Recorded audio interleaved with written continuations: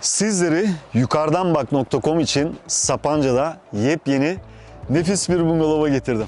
İzole, muhafazalı bahçe içerisinde yer alan tesis, 24 saat ısıtmalı sıcak havuzu, hem salon hem de bahçeye bakan şömine, 2 ayrı yatak odası ve merkeze yakın olması ile öne çıkıyor.